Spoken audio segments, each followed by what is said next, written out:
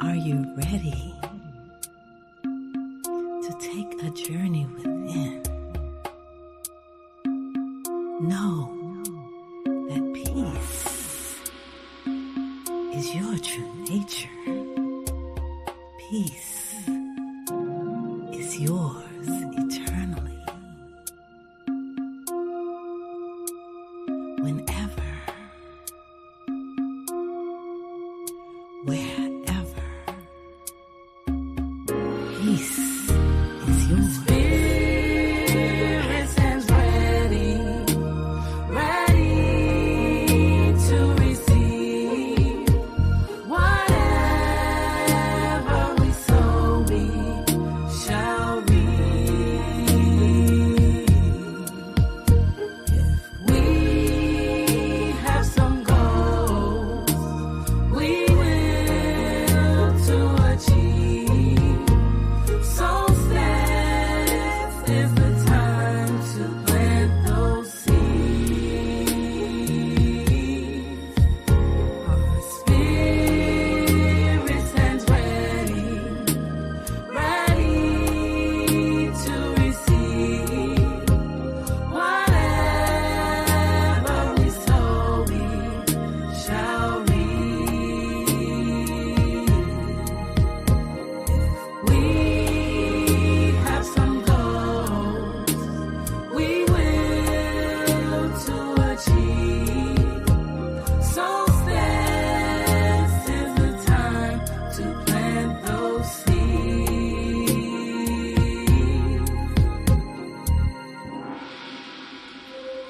Solstice is the time the sun sets still. Solstice is the time for peace and goodwill.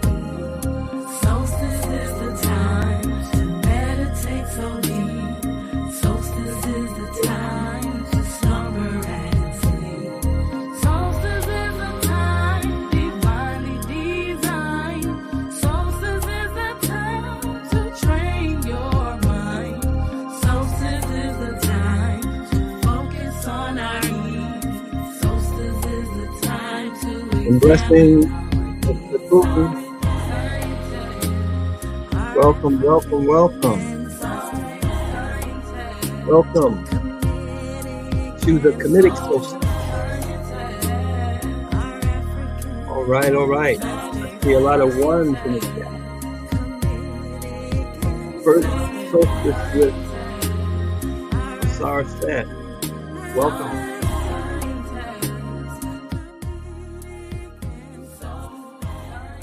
I have to get the name of the artist that's singing that along with our great Queen Mother. And then Shas Ra. You feeling that? Put some fire in the chat. You ready to meditate? You ready to sow the seeds of divinity? You ready to make a massive change in your life and in this world?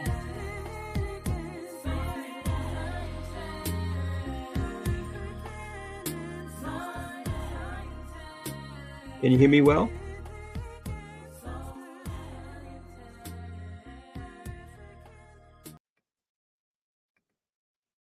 All right, I see the fire now. I was wondering. Yes, who's ready to walk in their divine likeness? Who's ready to get some revelations from God? Yes, yes, yes. All right, all right. Okay, hi, I see you got in here. Juanitaire, Kesmeni Haru, Andrea, Tazin, Brother Morgan, Tony, John. Let's see who's first time with us. All right, we wanna all welcome Abdullah Shakur, Stephanie Ramsey, welcome. Hi, this is not your first time.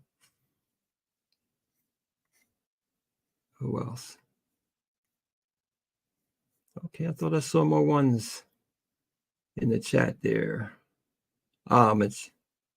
Mitchir your first time?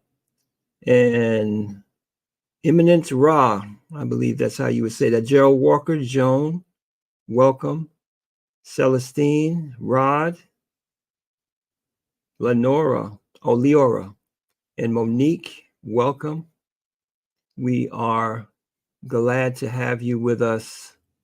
We're excited for you because you're in a company of a lot of veterans tonight.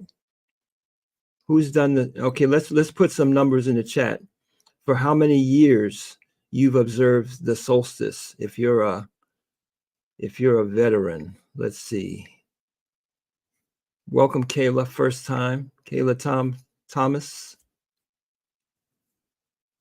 Cynthia Zero, is that infinite? Oh, you're brand new. 47 years. Woo! 30 years. 4 years. 7 years. 22 years. Third year, Joseph. James, 11. 24. 26 years. See, we got some veterans in here. 10 years in St. Louis. I see that. 5, 13. Okay, Brother Keto, just a second year. Good. 15 years, Stephanie. 45 years from Monachitud in Barbados. 39. 20 years, Ernestine. All right, beautiful. Well, we're all brand new tonight. This is our first solstice, 2024 anyway. But we have a powerful program for the winter solstice. And with the understanding that the solstice is just the beginning of the season, it's very liberating. 48 years. Odawa and Enchas Ra. Netchara. Put the name of the person that sang with you on that beautiful track in there.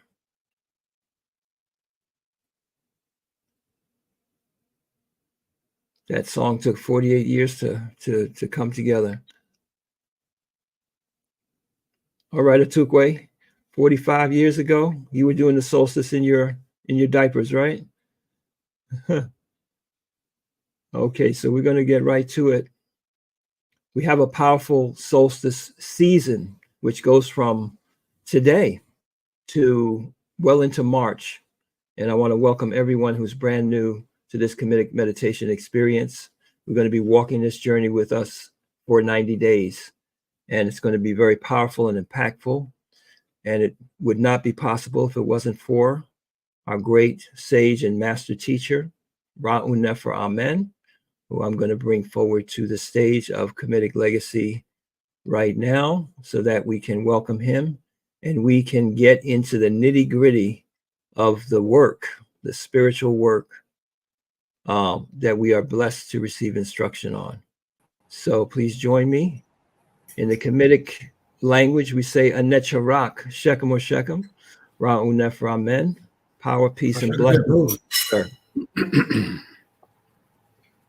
How are you this solstice evening?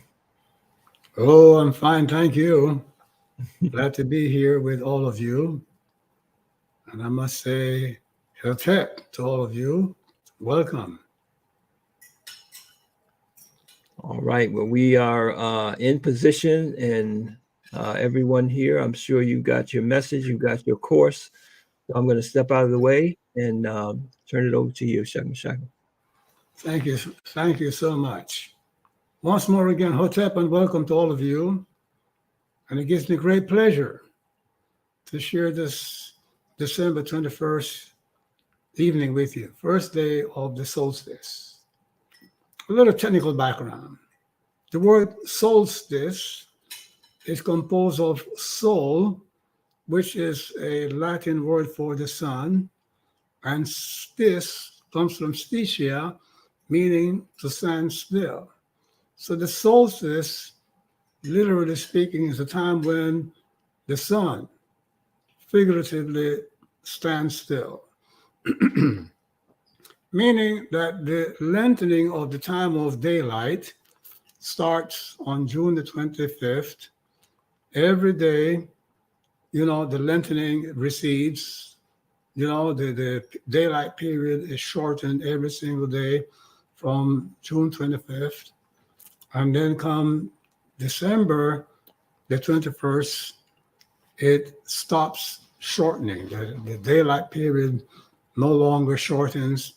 And for the next 4 days, 21, 22, 23, 24, the period of daylight remains the same. And then starting with December the 25th, the daylight period begins to wax once more again, so that we have more hours of daylight from December 25th to June the 21st, and the whole cycle of the waxing and waning of daylight and darkness proceeds in a cyclical manner. That is why people have songs like the light of the world has been reborn on December the 25th and so on. But let's move on to the meat, the substance of why we're here today.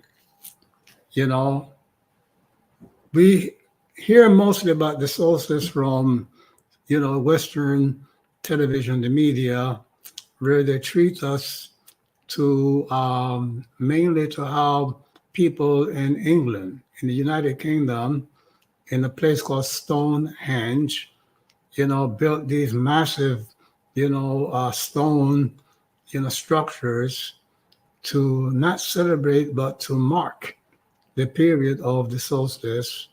And they speculate about the meaning of the solstice and, what is it that the builders intended and how they, celebrated that period and so on. You see that. Once you understand that the solstice, December 21st, to the winter solstice, December 21st to the 24th, marks the end and beginning of the year, end of the year and the beginning of the new year. You see, so it's the same understanding as January 1st, which in the minds of most people is the new year. So, the solstice, the winter solstice, marks the end of the year and the beginning of the new year.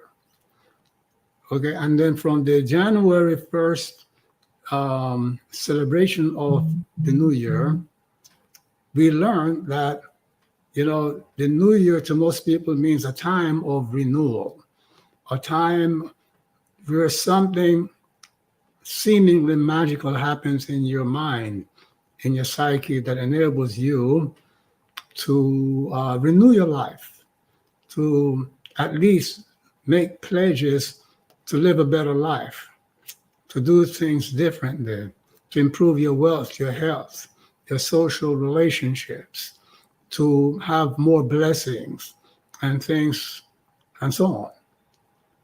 If this is true, it makes the solstice and or the new year one of the most important days of your life or periods of your life. You see that. But unfortunately, what the new year and the solstice stands for has been trivialized by people who, have established the belief that the new year, called it December 25th or January 1st, is a time for revelry and getting drunk and partying, and then writing on a piece of paper your resolutions for the new year, and maybe tearing it up or burning it to signify that you're done with the old and you're in with the new and so on.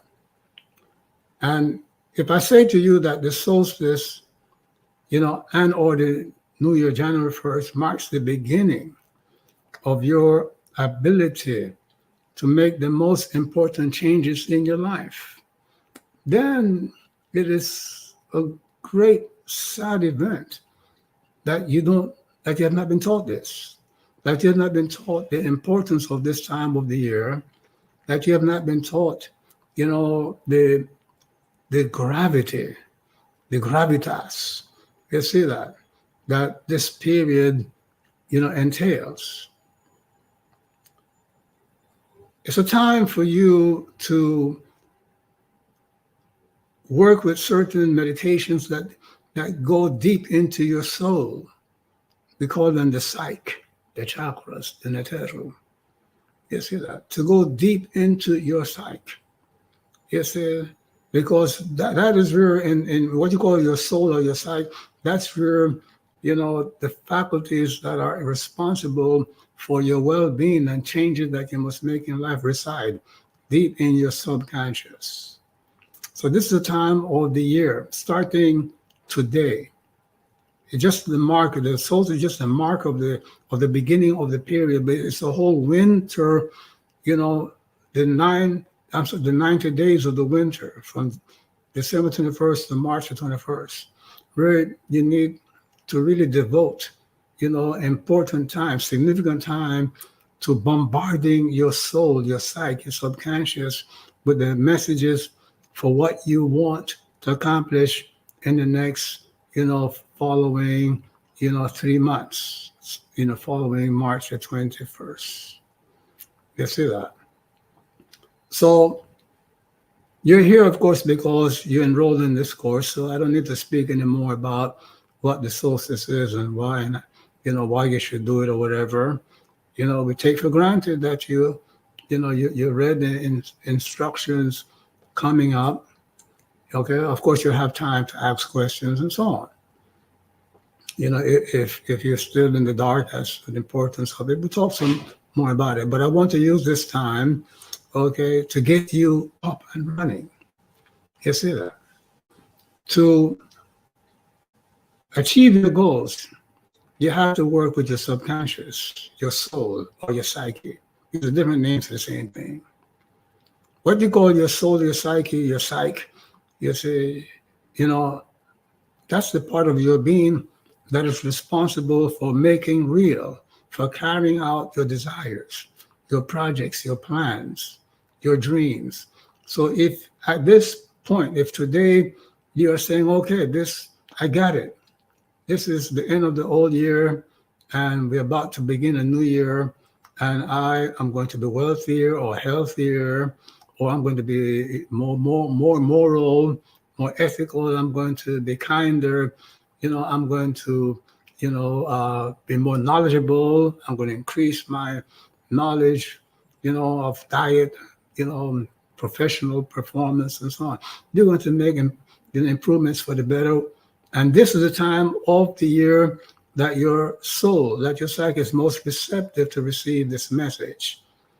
And you cannot pass this message on to your subconscious by simply pledging. You have to, first of all, understand the spirit, yourself, the psyche. You see that? You have to understand the technique of meditation and rituals, which nothing else but a deep psychologist, system for, reprogramming your subconscious, which is in charge of carrying out your dreams and your desires and your mandates and so on. So the course that you have received, is composed of instructions on what you should meditate on and how to perform this meditation. You see that? When we are meditating to improve our lives, to heal ourselves, to rejuvenate ourselves, to make the most important changes in your life, this is the time to do that. The most important cultivation is your relationship with God.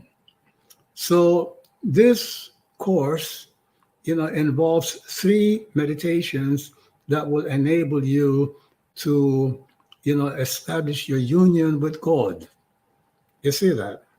Don't forget that, the 3 attributes of God: omnipresence, omniscience, meaning omniscience, and omnipotence.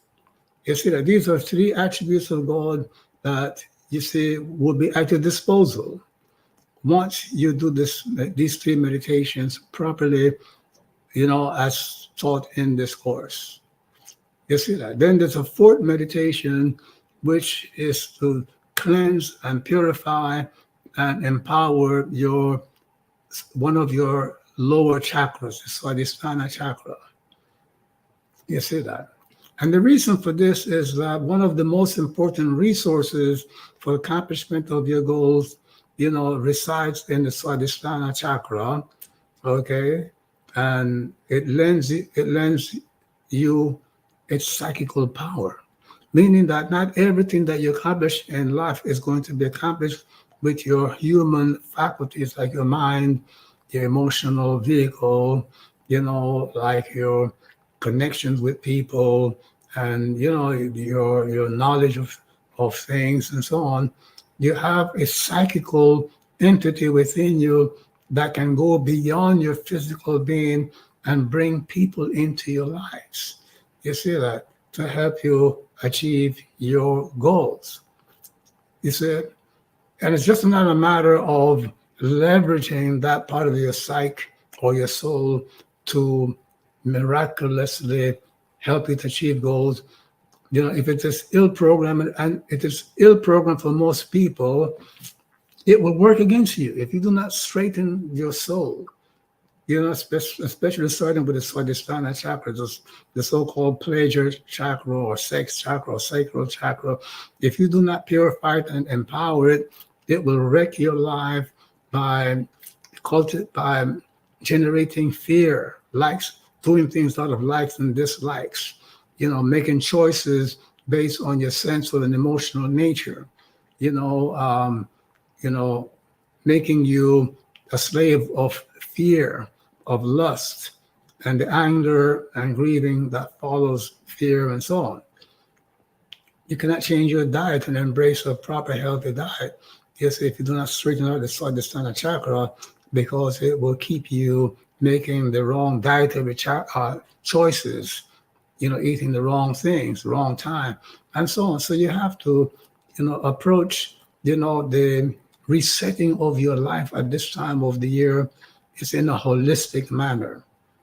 You should not be caught on January the 1st or December 31st midnight writing on a piece of paper your resolutions for the new year.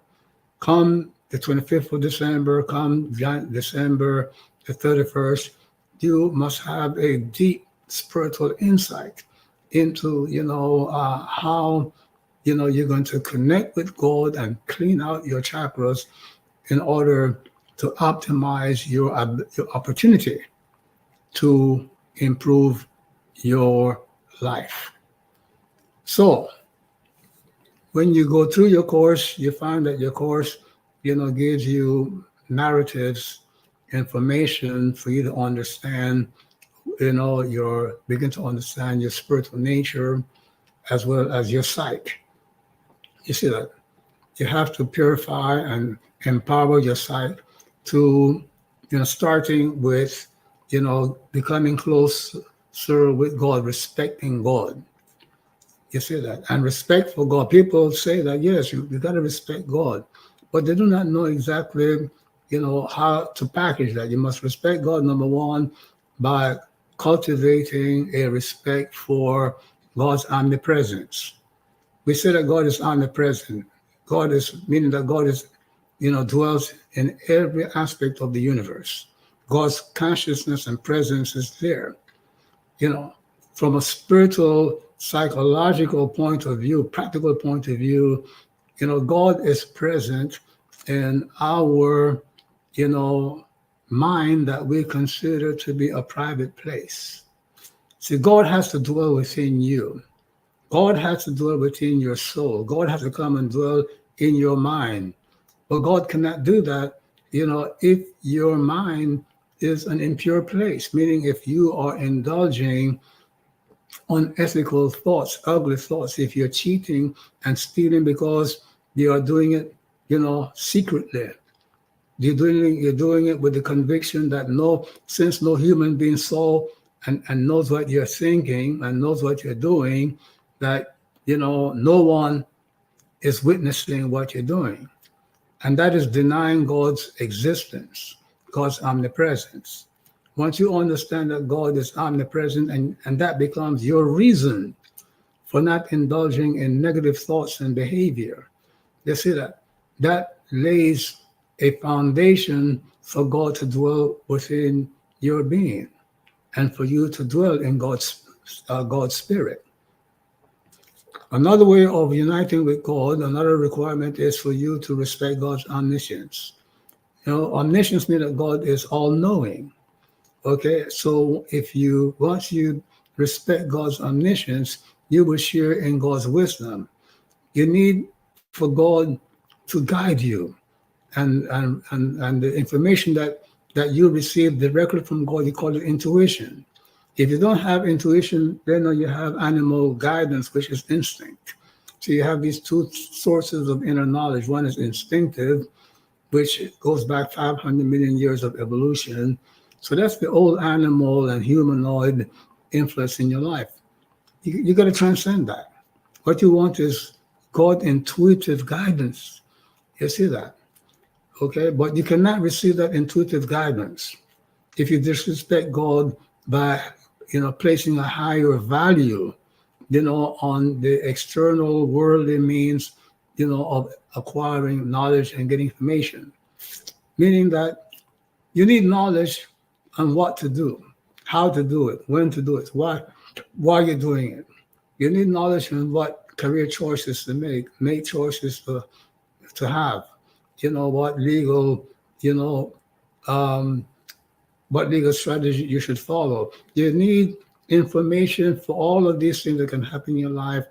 And stop and think, how much time did you put into seeking knowledge from God through meditation and prayer, as opposed to the amount of energy and time you put in to get this information through worldly means? You see that you have something very important in your life. You might spend hours and hours on the internet, buying books, reading articles, and you will spend absolutely no time or very little time, meditating and praying and asking God. Doesn't across your mind that you can meditate and pray and ask God. So when things aren't going right for you, your quiet time is to sit in a dark corner and cry and mope, and eat your heart out, instead of taking that quiet time and place to meditate and ask God for guidance, for insight. You see that? I can tell you the answers to these questions because I've written over 40 books in the past 50 years of what I said. Over 40 books, over 100 musical compositions. You see that? Okay, I never studied how to write books and how to publish books and run a business. I asked God, okay? So I had God, while I was reading, books here and there on how to write a book, it was God's, that was telling me this is right, this is wrong, ignore this, do this instead, and so on. So, you have to make God your companion, your guide, your most important guide. I'm not saying for you not to go to school. I'm not saying to you not to cultivate, intellectual, skills and things of that nature, but know that you can get guidance from God and learn how to do it. So how you do it is through the meditation that we have given you in this course. There's a mantra called, that states Om Oser Hum. The Hum, H-U-N-G, part of the mantra awakens your tehute faculty, your wisdom faculty, which, in the shamanic yogic system is called the Guru chakra. You see that? Okay. In the Kabbalah of the Hebrew wisdom, it is called, the Hakma. You see that? The second sphere, the tree of life. You see, all of these ancient teachings, you see, inform man that man can get spiritual help, help directly from God, because God has portals within your spirit where God can connect with you. You can receive guidance from God from the Hakma, the Tehute, or the Guru chakra within you. You have to know how to do the meditation. You will learn this in this course. You see that? How to connect with God is not getting information. There's a faculty within you called the Oser nature, or the Oser faculty. The Hindus call it the Ajna chakra. You see that? The Kabbalists call it the Kether. You see that? So we have these faculties within you that once you learn how to energize them and revitalize them and purify yourself so that you can, connect with the influences from these high spiritual faculties within you, then you begin to get God's guidance and God's help.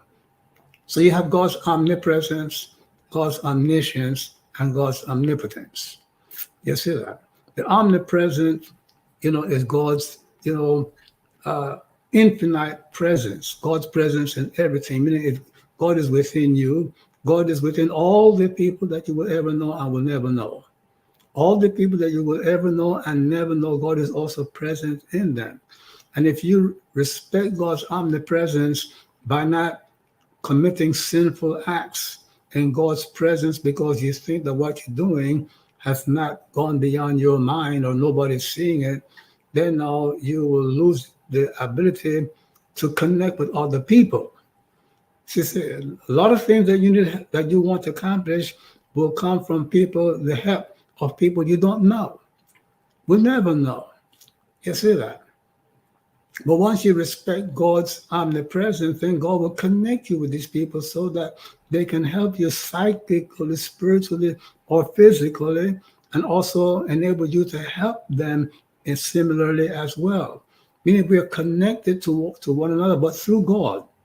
We're not connected to one another by singing kumbaya songs and what the world needs is love and more love. What the world needs more is respect and love for God. You see that? And that love for God comes from God needs you. And this course will teach you one of the most traumatic, inside the ancient Egyptians, again, the world, of God needs, not God's need for man. You see, you think that you need God, but also God needs you. And that is explained in this course.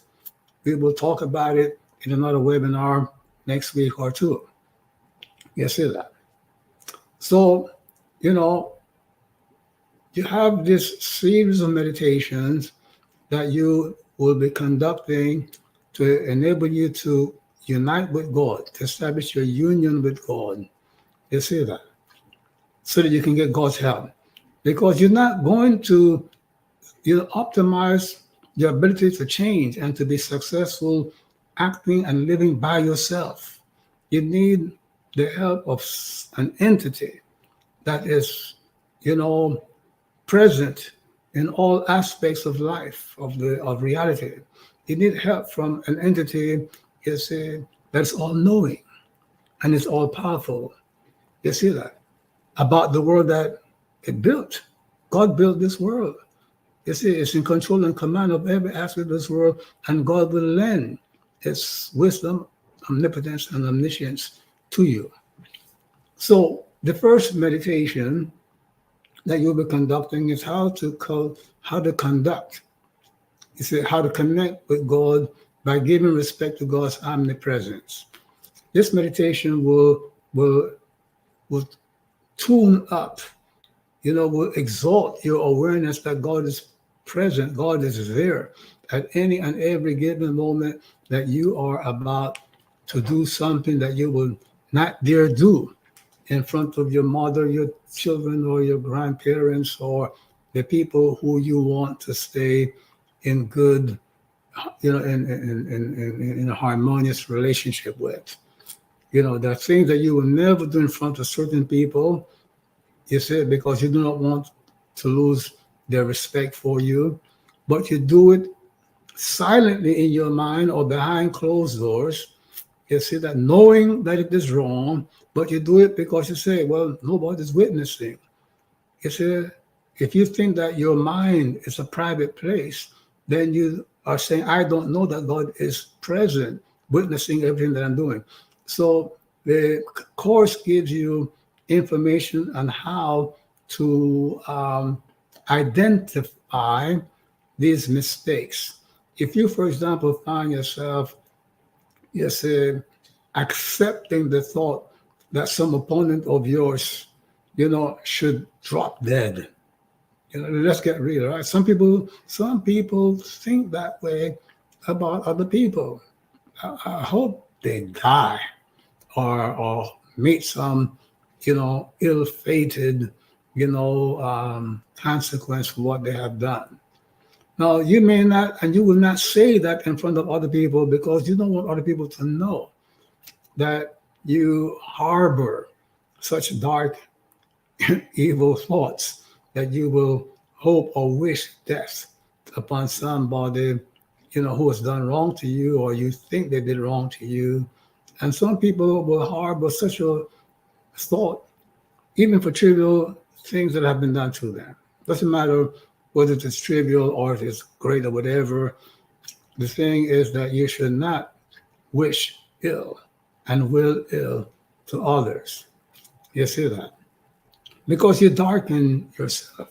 And because God is, you see, the ultimate, infinite redeemer of everyone, you are, at that moment, you are, you know, uh, dismissing God's role, God's power, is your redemption.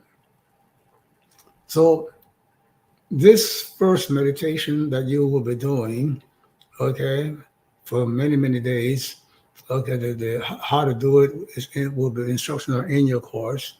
You must identify if you have a habit of cheating or stealing because people are not seeing you, but not not aware that God is seeing you. If you have negative thoughts of other people, if you know that you have certain negative thoughts about the way you must conduct yourself, you see that, but you indulge those thoughts. Let's say you're married. Okay, you're in a marriage and you have lustful thoughts towards other people. And you know it's wrong to entertain those thoughts. And I'm just talking about a thought that jumps into your mind and you kick it out. Talk about a thought of lust that jumps into your mind and you allow yourself to fantasize that lustful thought. You will never tell your wife, your husband, or anybody that you have such fantasies. It's that you indulge such fantasies.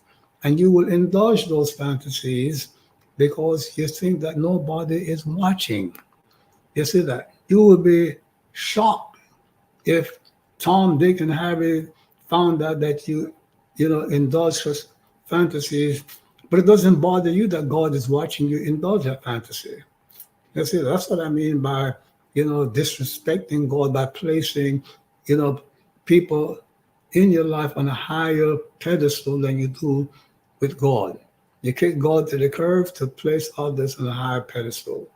So, you need to take your time and look into your life, past, present.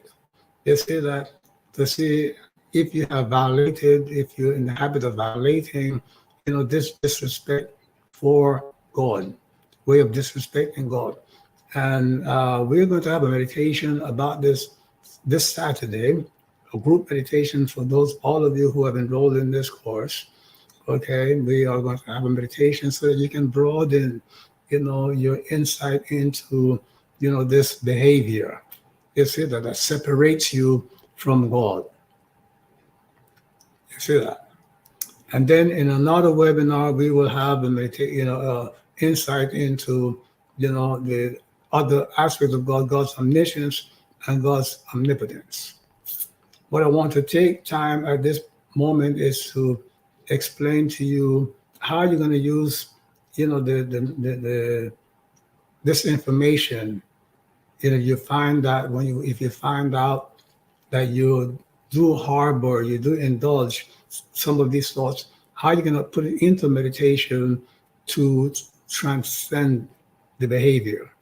But I'm going to just hold off for about 5 or 10 minutes to give you the opportunity to ask questions about what I just got through saying about, behavior, that people indulge because they think that as long as they only think it or do it behind closed doors, okay, it's all right. The Western world has told you that you have a right to think any way, to your opinions and think any way you want to think, but that is the belief system of somebody, say, of a different spiritual culture, not ours. So if you have a question about what I've spoken about so far, about the different types of behavior that violates your empowerment by uniting with God, by respecting God's, omnipotence, put those questions in the chat so that I can answer them for you.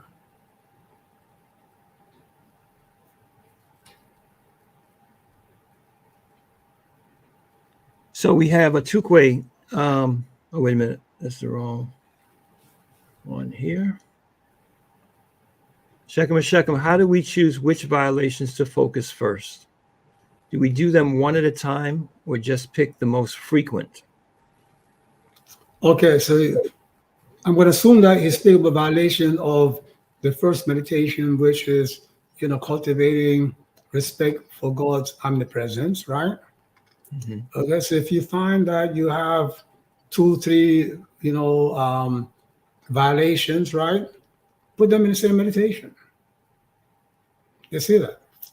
Okay? In other words, put them in the same meditation. Okay? But if you think that you cannot put all the violations in the same meditation, then now just keep working with the mantra, and the hum part of the mantra will awaken your Tehuta faculty and reveal to you, what you should do first. But all violations have the same foundation. They are different on the outside, but the same on the inside. So you can put them all in the same meditation. Because what they have in common is that they represent indulgences that you think that you indulge because you think, no one is watching you. No one is private to what you are indulging, so you're therefore, relegating God to a place outside of your being. And you want God to come into your soul, is to dwell within you. You want to dwell in God's spirit, but you got to be pure.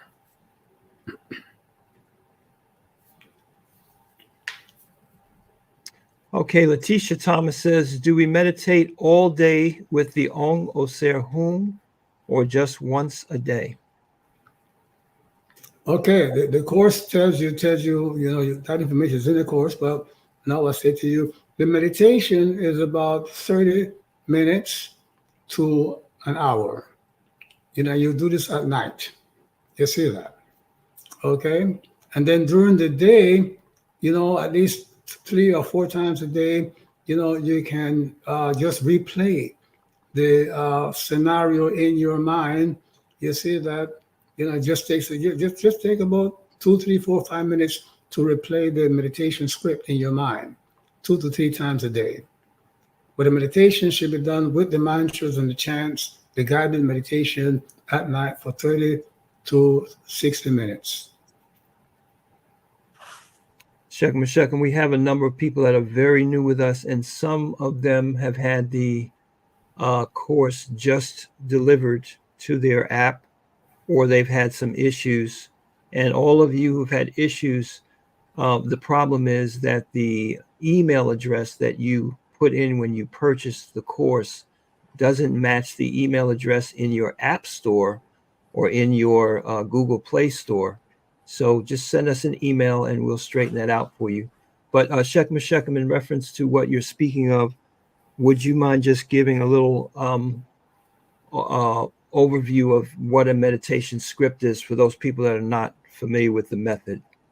Yeah, I was going to talk about that, after the question referencing what I discussed earlier. Well, there's more questions here. We have keep your shine on. Do we wear a particular color while doing the meditations? And do we face a certain direction also?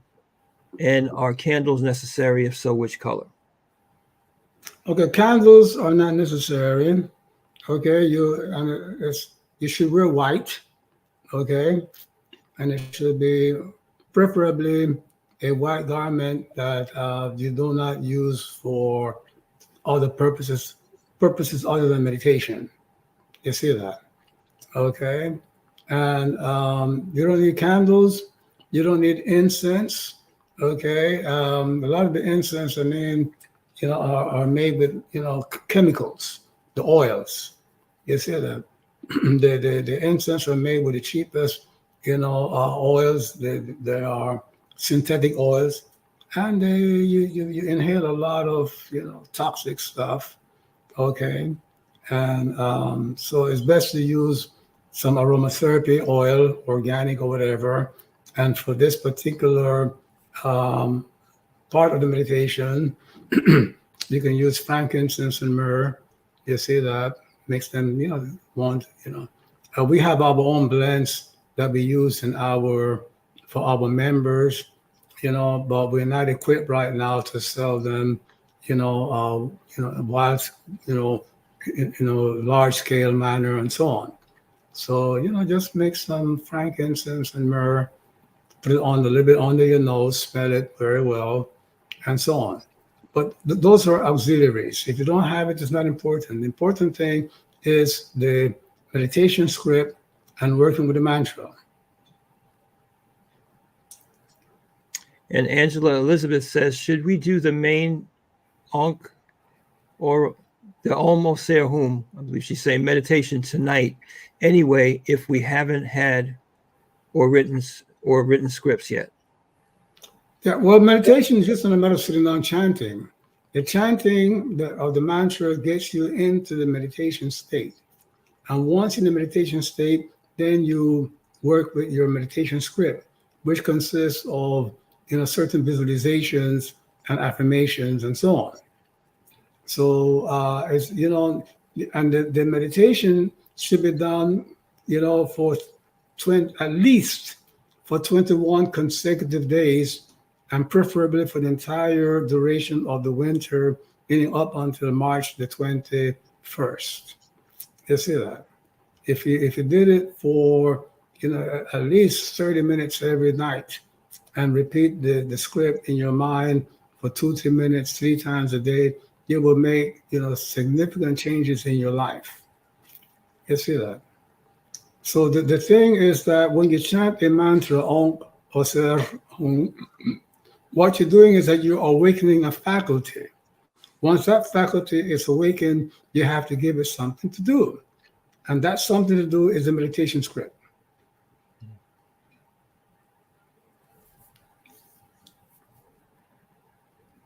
Okay, and we have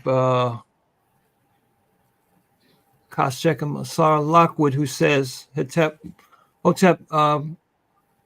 Seba. In your works, you state that our thought faculty generates thoughts into our sphere of awareness, which happens outside of the control of our will. And if that is the case, how do we deal with thoughts that just pop up? Do you just ignore them? Well, if you have thoughts that are negative, that just pop into your mind, right? Number one, you should ignore them. But some of these thoughts might come with a very strong emotional force with them. You see that? Okay? Which will kind of like not compel you, but impel you to carry out what the thought is indicating. So you might need certain meditation, and we have a meditation system called Meneb. And that's one of my books, which will be will be republished in a few weeks. Okay, we're getting back to making these books available. Okay, and if those thoughts that you're talking about are part of this course, then the meditation with the course will eventually, neutralize these thoughts, weaken them, and eradicate them from your mind and your psyche.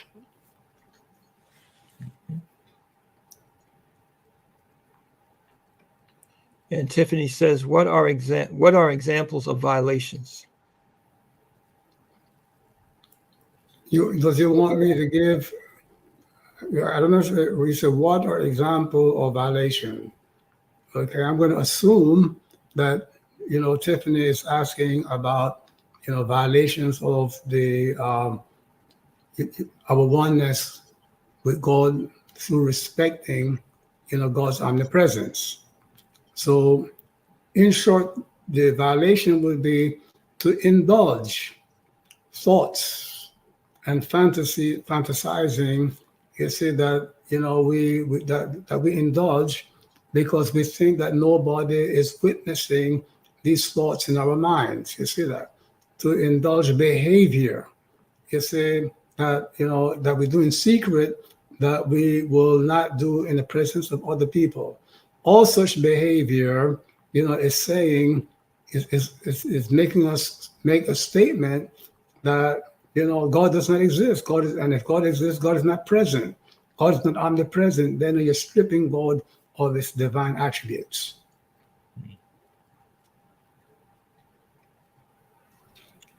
And on Kuchaya Setep says, do you want to keep the meditations on a personal level, e.g., not about migrants you don't know, but about people you do?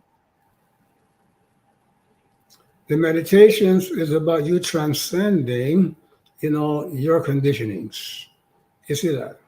Transcending the things that you need to change in your conduct. You see that? And the only time that your meditation might be about somebody else will be of some minor, you see that requires your assistance. But the meditations that we're giving in this course are about,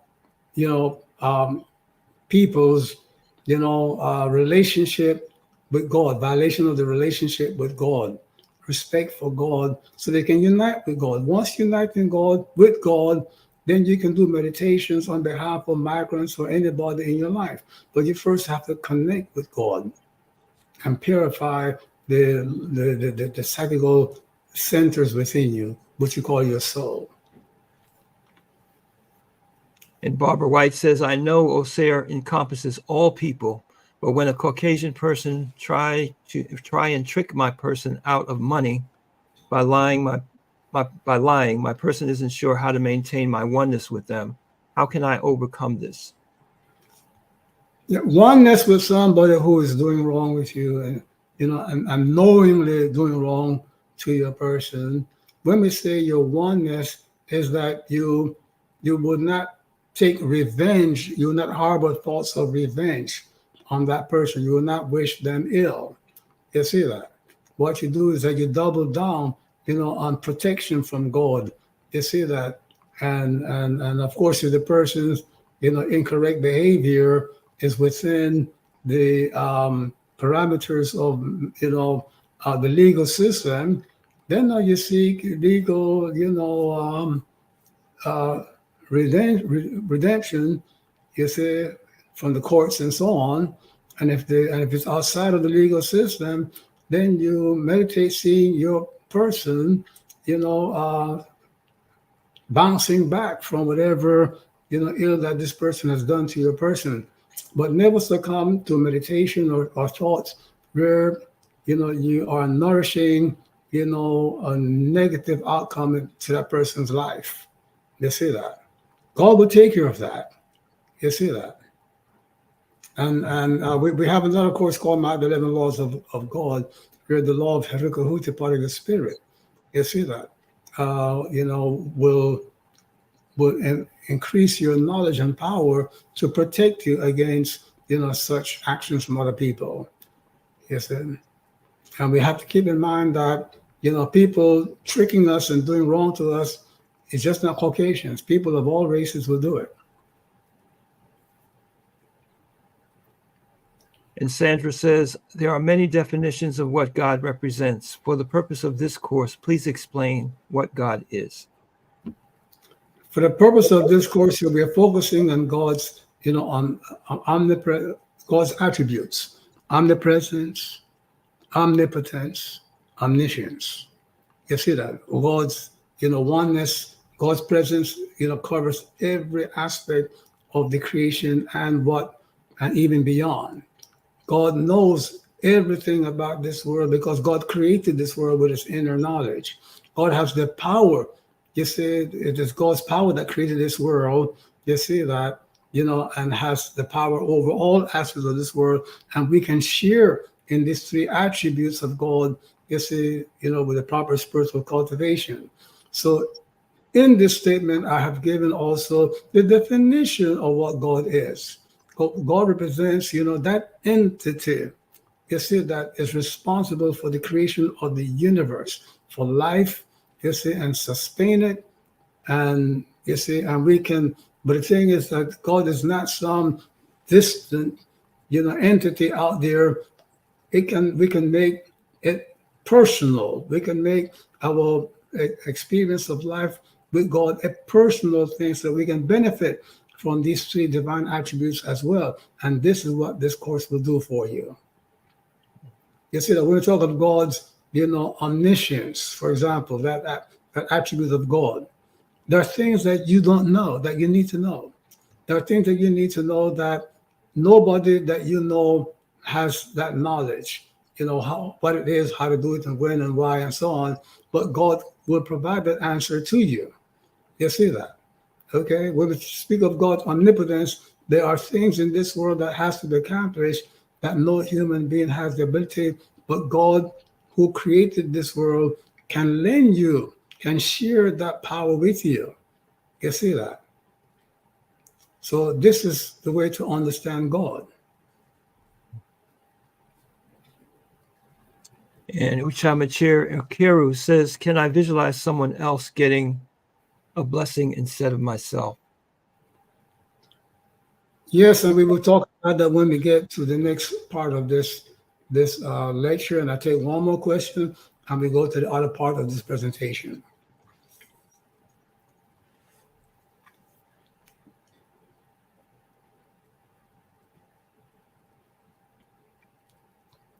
And Sanem Harut says, how do you know that you are well into trance and that the faculty we are working with is awake and receptive to the script, and receptive of the script? Okay, I will take that up when we talk about the meditation, and let's do that now. Too. Okay, so meditation is not just a practice of sitting down, quiet, and entering into a state of calmness and deep relaxation.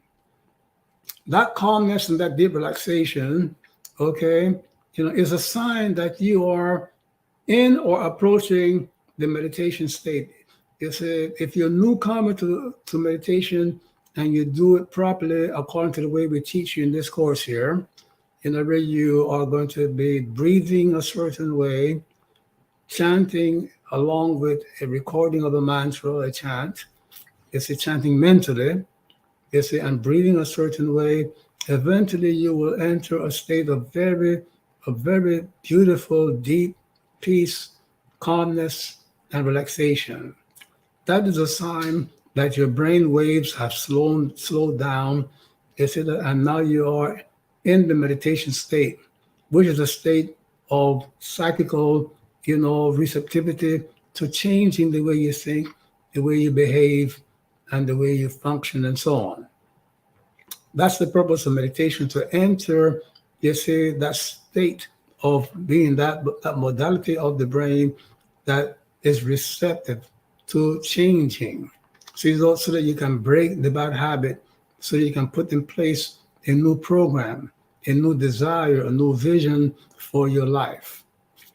So the meditation that in this course here, you have a chant, or there are two chants that you will be working on. One of them is to awaken and open up, your Osir chakra, which is the space, the faculty where God will take up residence in your being.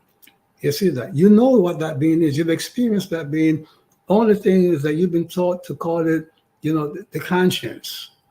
When your conscience, is active, you hear an inner voice telling you, that what you're doing is wrong.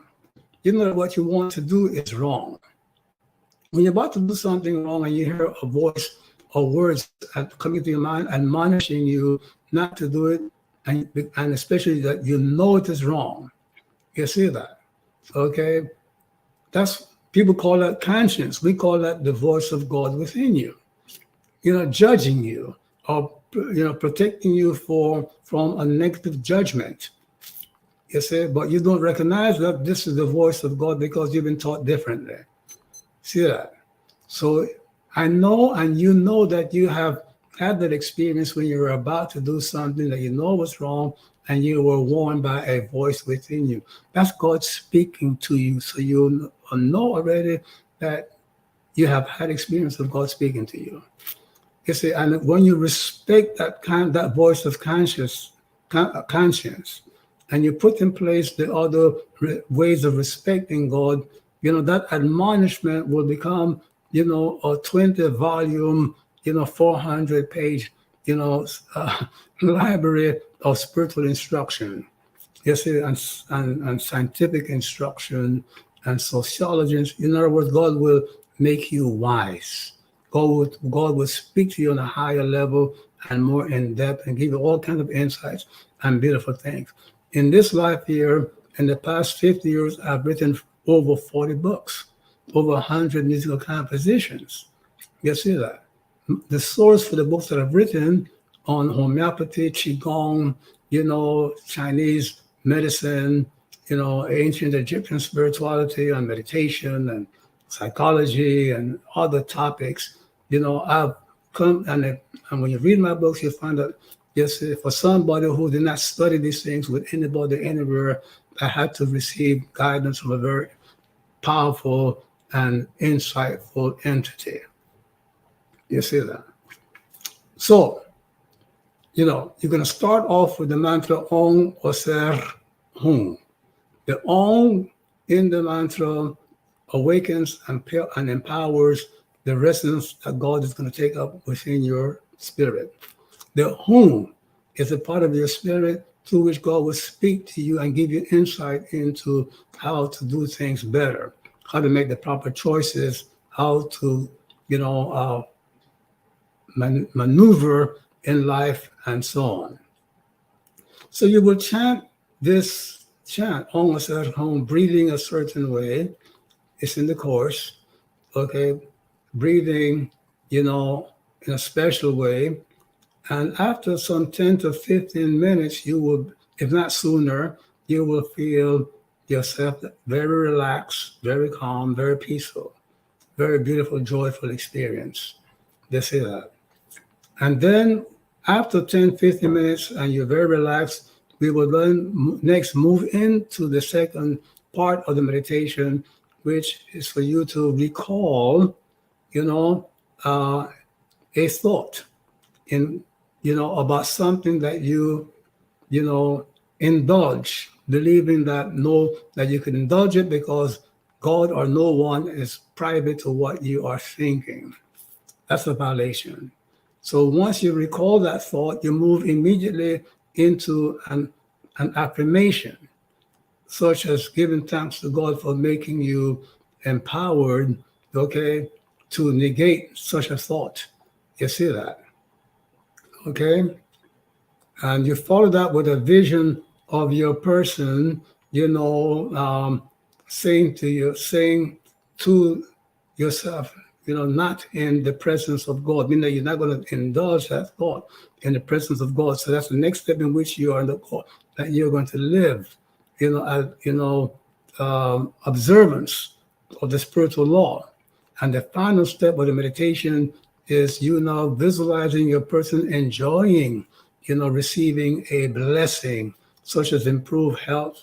In other words, in the last part of the meditation, that's where you're going to then focus on the blessings that you want to have in the new years to come. More money or better health or a husband or a wife or children, whatever you want next year that you put in your mind at the fourth and final step of the meditation script. And then you end by saying, thank you, God, giving thanks to God and giving all praises for your success to come to God. So we have the chant that we do mentally with special breathing, okay, to put us into the meditation state. That's 10 or 15 minutes just chanting mentally, okay? And then now we have these affirmations and these visualizations that follow, that we repeat over and over and over again, in our mind for about some 10 or 12 or 20 or 30 times. You can do it for 100 times if you want to. That way the information will sink into your soul, into your subconscious. Now, it's important for you to recognize that the blessings is the last part of the meditation. And it gives enlightenment about the mistakes that people make. When people think about mind power to achieve your goals, okay, they visualize achieving a goal, but they don't have a script that includes, where the blessings will come from. What is the source of the power for that blessing? They think it's just mental power. They think that if I dwell on the thought of getting a new car, okay, that that thought has the power to make that quest happen. No, if I have a thought of getting a new car, I will get it if it is the effect of me living according to divine law. So that's why living according to divine law, are in the meditation. So going back to this meditation that we're going to do to cultivate respect for God's, omnipresence, meaning that we are going to do a meditation to cultivate, to negate the indulgence in a thought that we will not indulge in the presence of other people. So let's say I have a lustful thought that keeps coming back to me, where I'm, indulging the fantasy of a sexual experience with, extramarital, situation here. The Western man has taught me to, okay, it's in your mind, if nobody knows about it, it's okay. The Western man will never say to you, well, God knows. God is privy to what you're doing. Don't disrespect God. You will not. You won't do that in front of your auntie or your grandmother. So why do it in front of God? So in the meditation, you chant. You go into trance, in meditation state, with a mantra for 10, 15 minutes. You feel very relaxed and very calm, and then you move on now to recalling, this lustful thought. Don't dwell on it. Just recall it, and then immediately move on to, the the rebuff that not in the presence of God, I will not indulge in this thoughts ever. You see that? Then see your person enjoying, a blessing, the thing that you want next year. Or it could be a blessing that could be or a blessing that you want for somebody else. You might have somebody in your life that is very ill or has a legal problem or poverty or whatever. Seeing that person also joyfully, participating, in the good tidings that you have brought forth through your meditations, that is giving respect to God. So remember that, making things happen through so-called, the powers of your mind is not the powers of your mind. It's the power of God working through your mind and your psyche. You see that? So this is important because there are people selling success programs that are telling you that the source of your success is mind power. And when you look at the majority of people who have, embraced these systems, they're not achieving anything. Solstice has been around for 50 years. And it has grown into international presence. Why? Because we have helped people achieve their goals through these meditations. You see that? The power of realization is not in your mind. The purpose of your mind is to project thoughts of the divine law into the psyche, so that your desires and your aspirations will be divine. You see, they're not selfish, not negative, and so on. That's what the mind is for, to craft and to frame the proper, spiritual visions for your life. But the power to achieve your goal comes from God working within you, comes from you, partnering with God through adherence to divine law, being one with God's spirit, and so on.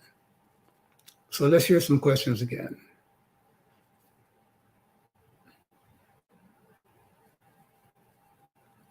All right, so we have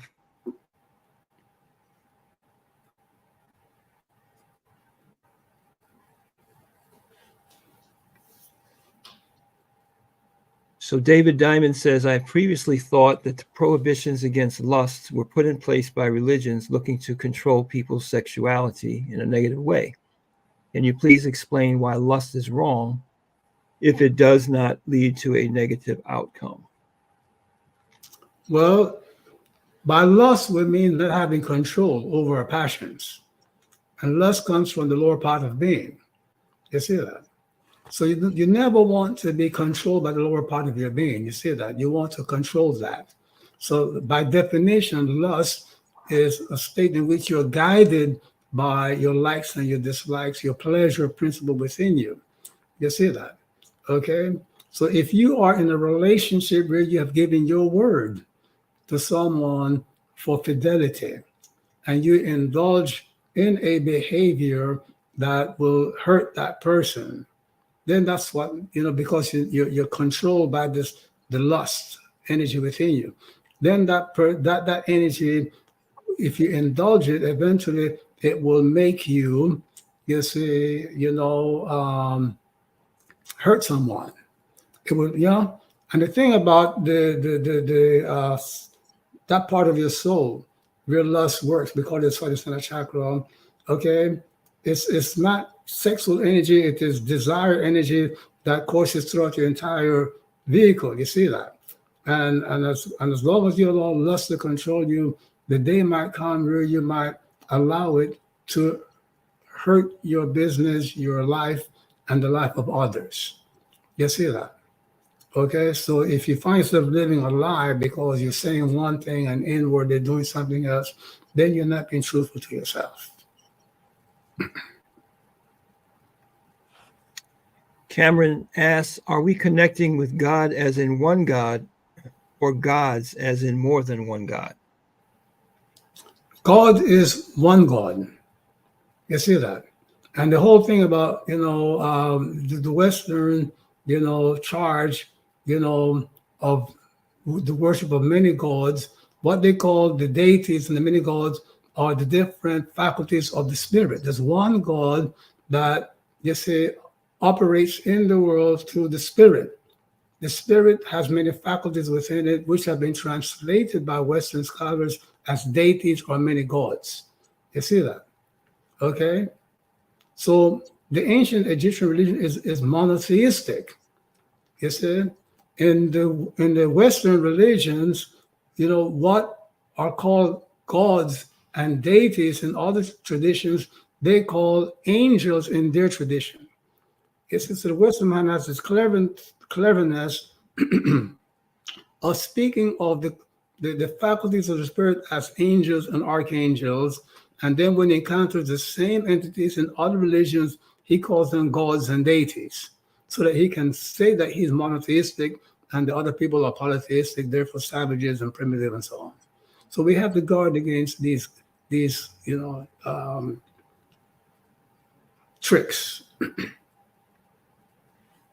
And Mahatepa asks, in the first meditation, step 4, it says visualize your person revisited by the negative thought and banish it. Do you verbalize the negative thought in your mind, or do you just visualize your person? Well, you if there's something to visualize it. If it's a thought, just hear it, and then banish it with the words in your mind, not in the presence of God. Mm-hmm.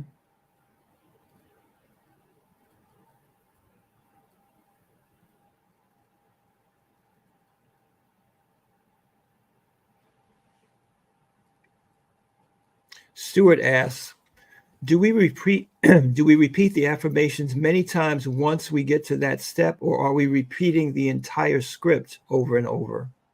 You repeat the entire script over and over again, because it's one unit. You see that?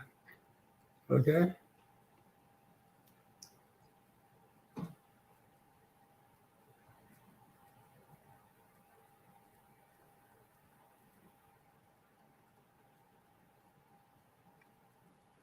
And Eminent Ross says, if my person has recurring dreams that don't reflect my divine image, should I include those dreams in my scenarios, in my scripts? If those dreams represent things that you've been working to overcome, then that's your subconscious telling you that, your efforts to overcome those conditionings, need more work.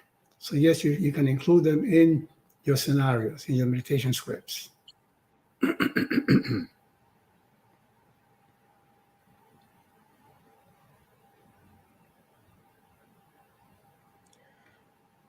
How do you deal with immediate family members that have wronged you? Do they have to still be in your life? Well, it's a very generic question. In other words, if they have wronged you, and they're unrepentant, then there's nothing wrong with you removing yourself, from that physical presence. You see that? Okay? Because if somebody has wronged you and still, harboring ill thoughts against you, their psyche, their soul is generating negative energies towards you.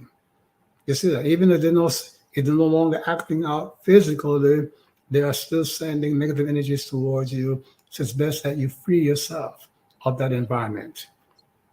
That is not you, violating the law of oneness.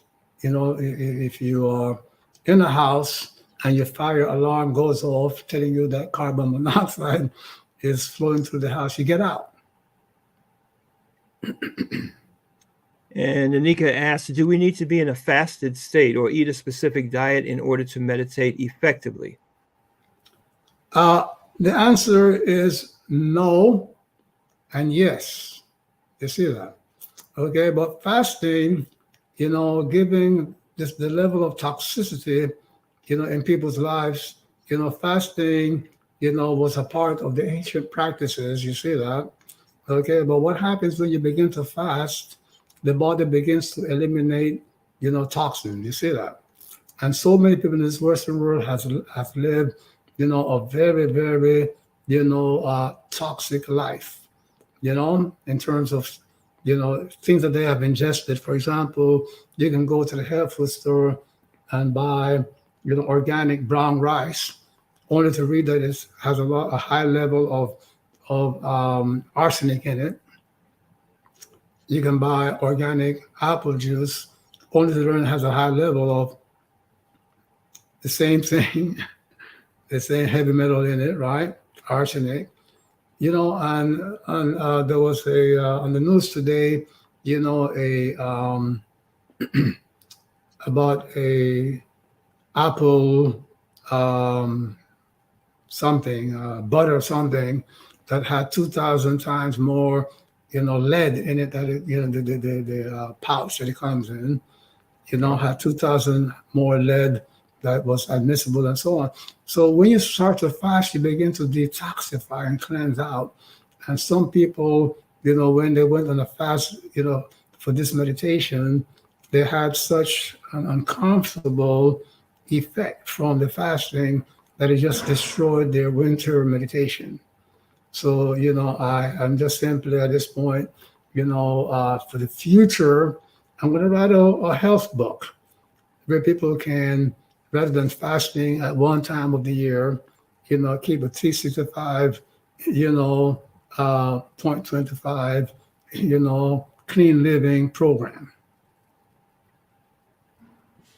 Kimberly asks, she says, when a family member does you wrong and you don't wish ill on, but the pain you experience from their actions becomes overwhelming, what do you do? Well, for pain to become overwhelming, it simply means that you have not, done the meditation, because you can get rid of this emotional pain. You see that through special meditations. I wrote a book called, Stress-Free for Life, which teaches people how to neutralize, the stress response, and how to, use meditation and a change of, mental narrative to rebound from, emotional trauma and so on. So once you understand the mind, the psyche, and the spirit, and your physical body, you can put things that will remove the pain, immediately, very quickly and effectively. No, but there's some level of pain depending on what was wrong with you that you might need also, mental therapist, professional health. You might need some, some medication, on the short term to, bridge you over. But there are many, and I don't want to get prescriptions, in the course and things, but there are many natural things that you can use, okay, to rebalance out, the neurotransmitters that go astray, when you have experienced mental trauma. And Rob asks, do you visualize yourself in first person, third person, from top down, or does it matter? In first person, you see that. The way you see through your being right now, doing things, as opposed to looking at an image of yourself in a picture, you visualize the world around you as you're seeing it right now. First person. Mm-hmm. Marissa Unk asks, after accomplishing the goal of not committing a violation, do you still need to revisit the script every so often? Once you get to the point where many months have passed, or weeks, or at least a full month has passed, where the violation no longer comes to you, or if it comes to you, it's automatically, reflexively banished and removed, then you're good to go to move on to other things. There's so many other lessons to learn. And they're all interconnected. You see that? They're all the spiritual lessons that will eventually come and synergize to what you have learned. And Daryl says, I notice when I go into deep meditation, my body starts to shake a bit, especially my brain. Do you know what that may be? Well, the body shaking is nothing else but what the Chinese call the qi, the life force, okay, that has been activated, and it shakes because it is not moving smoothly through the energy channels. You see that, okay? So I will recommend, if that's happening, I will recommend a person engage in certain hatha yoga postures, okay, to increase the relaxation of the body before they meditate. You see that. And also in yoga, there's a group of yogic exercise called pranayama. There's a nadi shuddha pranayamas, which purifies the energy channels, the nadis. And once these channels become pure, then the life force can move smoothly through the body and the shaking will stop.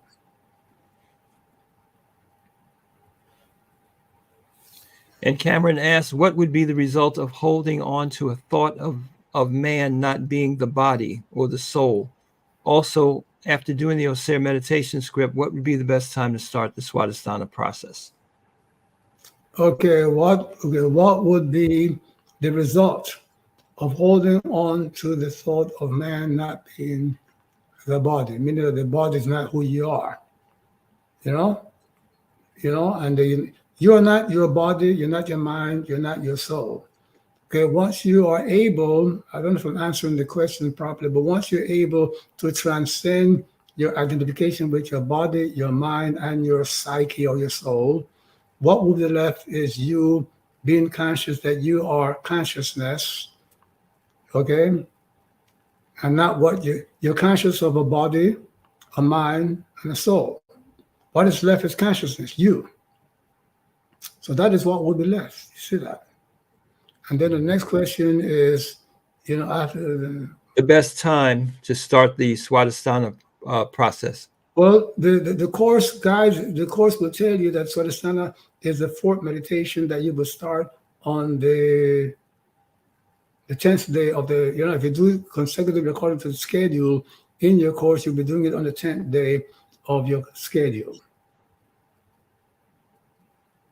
And then starting with the 13th day, you will do all 4 meditations every day for another 12 days at least.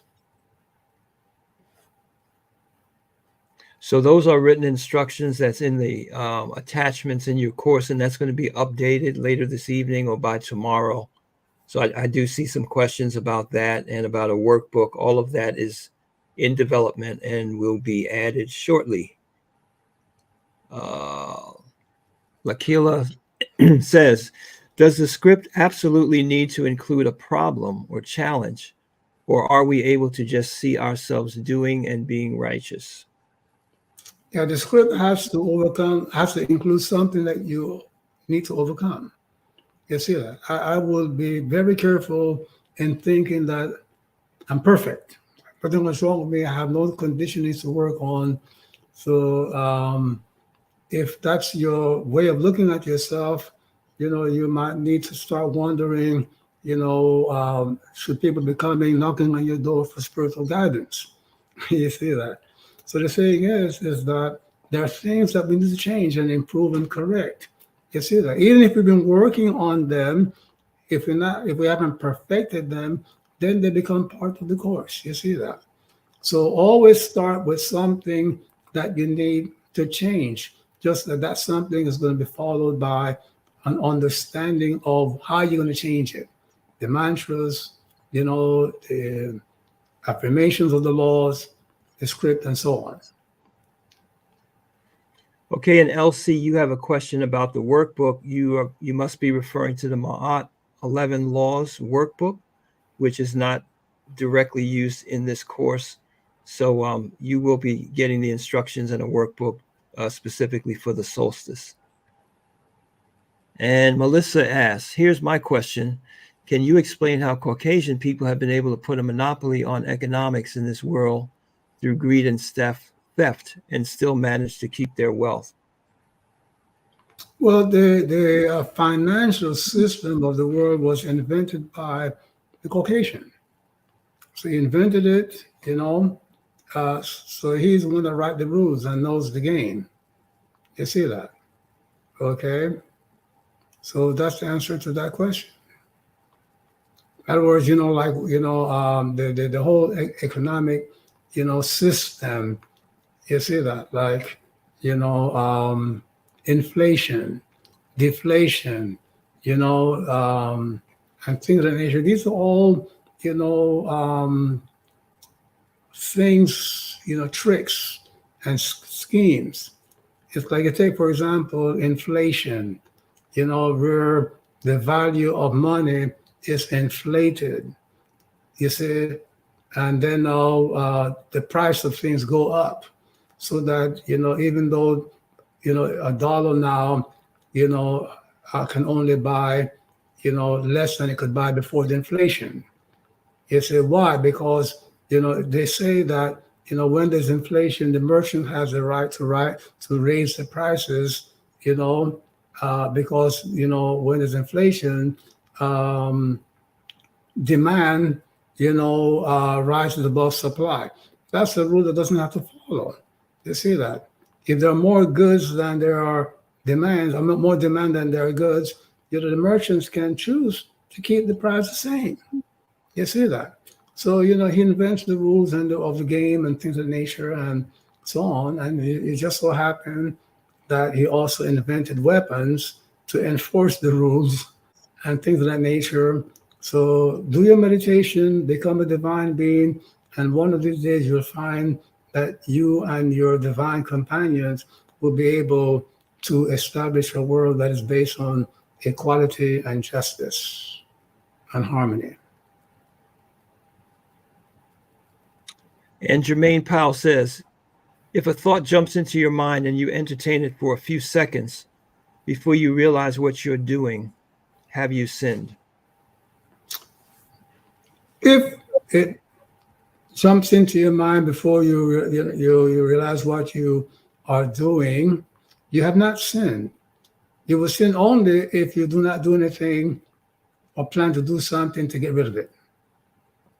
You see that?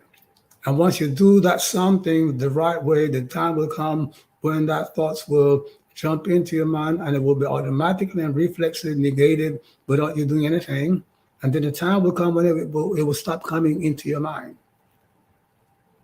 You see that?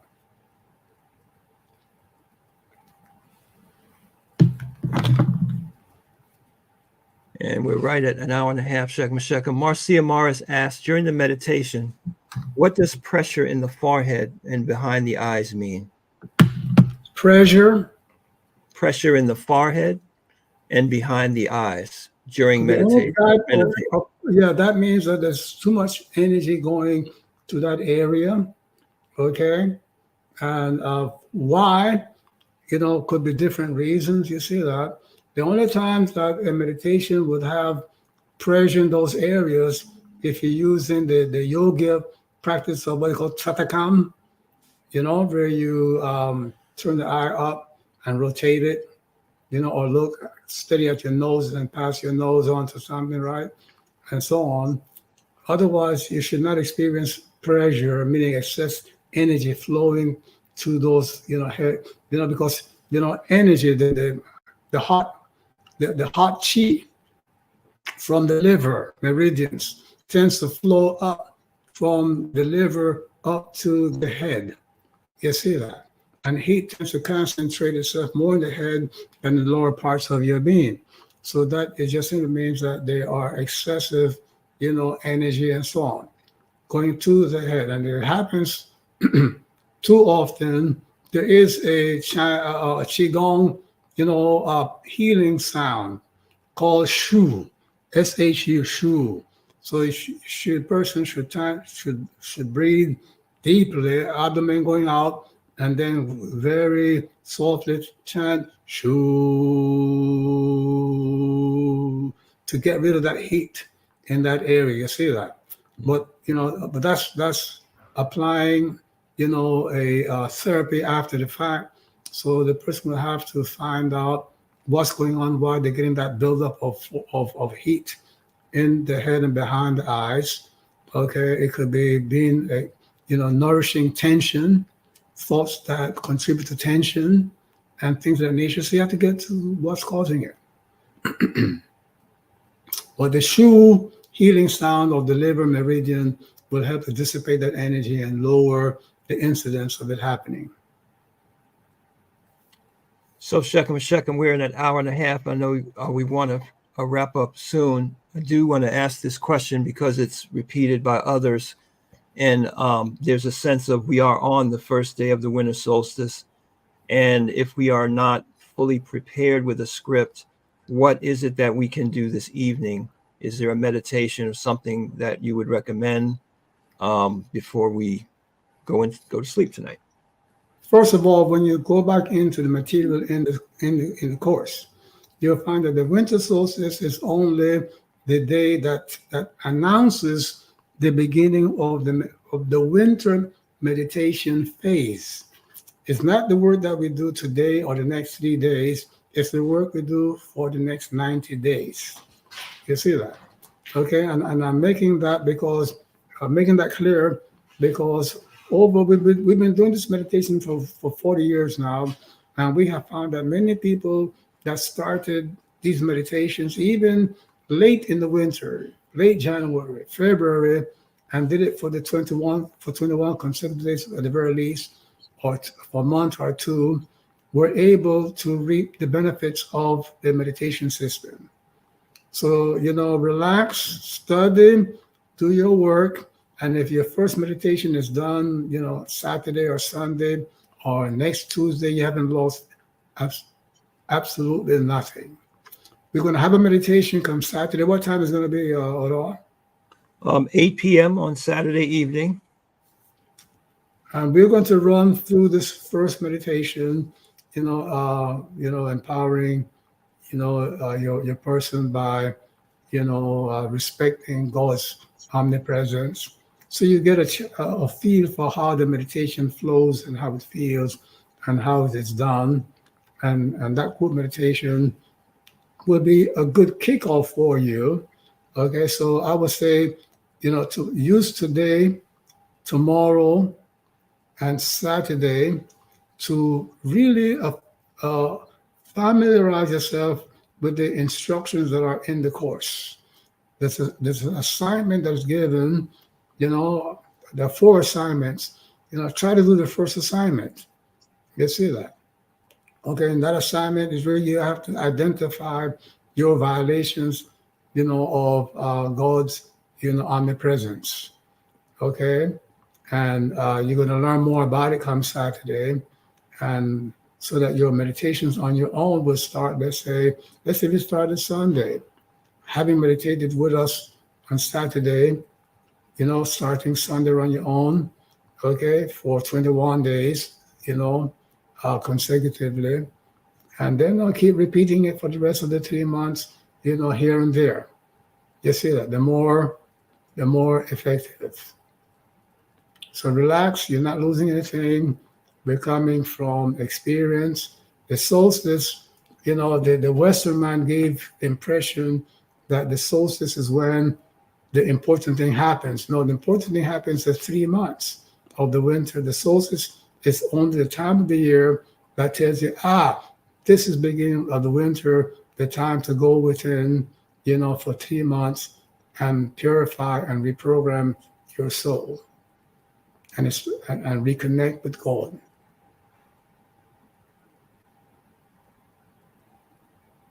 All right. Well, I want to thank you, Shekim Shekim, for this wonderful start. This recording will be available for everyone that didn't make it simply by going to their registration form. We are also going to post the recording in the Soundwise app, so you'll have access to go back and to listen to this. After Shekim Shekim leaves, if you hang on a moment, I'll answer some of the technical issues and communicating with our help desk. So at this time, let us all give our blessings and our appreciation. We say in the Kemetic language, Anecharak, Shekim Shekim, Rao Nefamen. Thank you so much. Thank you. And Have a good thanks evening. to my beloved students. Thank you for coming, spending this wonderful evening with me. Peace and blessings.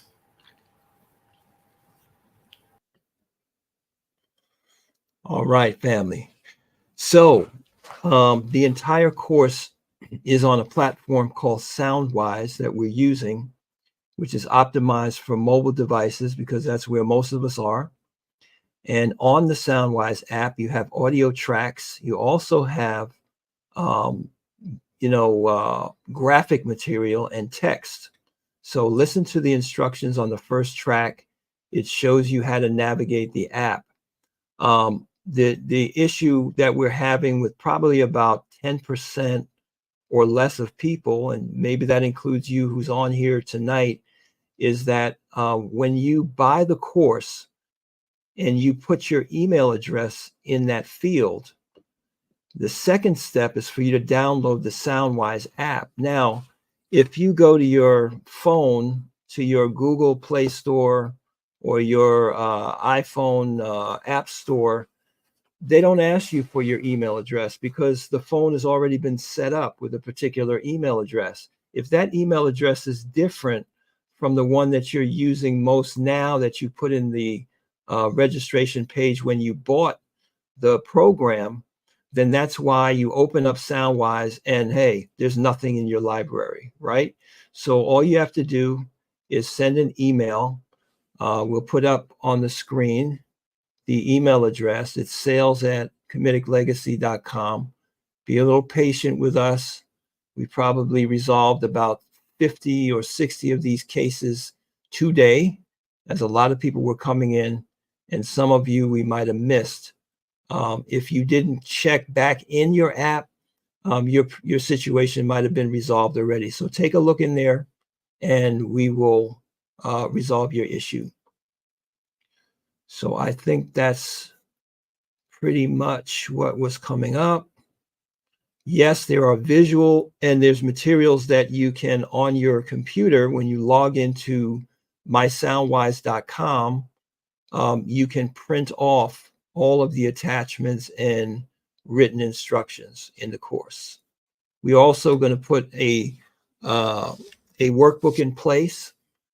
We have a little bit more work to do to get everything straight. But again, the understanding is we're not missing anything. These 4 days of the solstice itself are not that critical to this process. We're going to meditate for 90 days and take full advantage of this season.